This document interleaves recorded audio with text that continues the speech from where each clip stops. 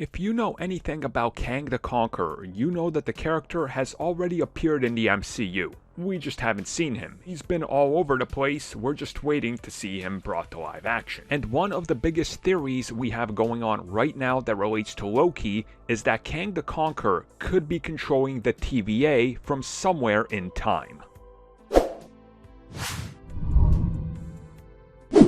So what we know so far is that Kang the Conqueror has not appeared in the MCU yet. That much is 100% confirmed, since he will be making his first appearance allegedly in the upcoming Ant-Man Quantumania.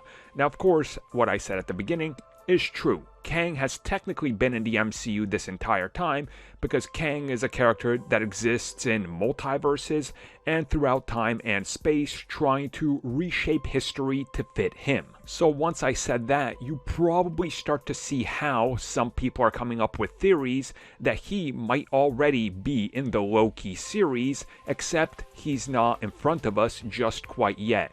Possibly that he's the one that's actually pulling the strings for the TVA, which is why we haven't seen the actual timekeepers appear in the flesh. Now the deeper we dig into this, think about this one. The people working at the TVA have not actually seen the timekeepers, but what they do is follow the sacred timeline that the TVA was told to follow. But who exactly is dictating that it is the sacred timeline? Why does everything have to be in check? Why has nobody questioned this? Why is everybody just following blind orders because they're coming from the timekeepers who don't seem to be making any appearances and nobody knows where they are?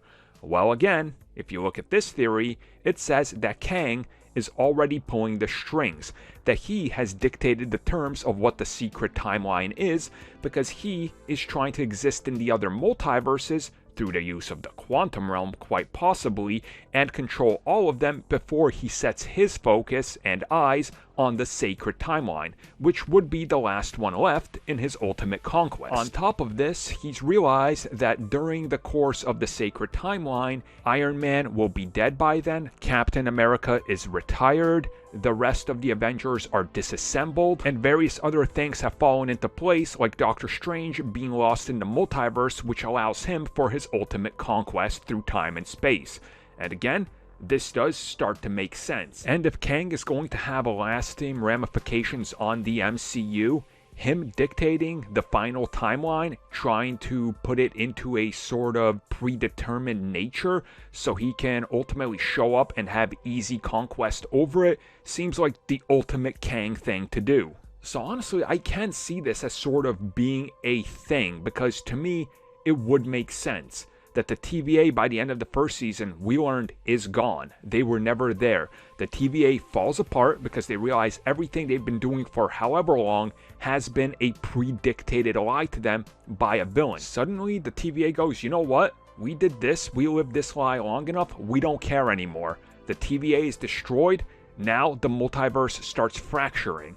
It specifically started to fracture when Wanda did what she did. And the true ramifications of all of this are going to be felt in Marvel's What If, Doctor Strange in the Multiverse of Madness, and Spider-Man No Way Home. And you can connect this exactly all the way back to the recent quotes by Michael Waldron, the writer of Doctor Strange and Loki, and even people that worked on Spider-Man, saying that once we see these, we will understand the concept of the multiverse in the future. I think this does make sense. Kang is the new big bad guy, and he's going to slowly be introduced as somebody that's been pulling the strings for a long time.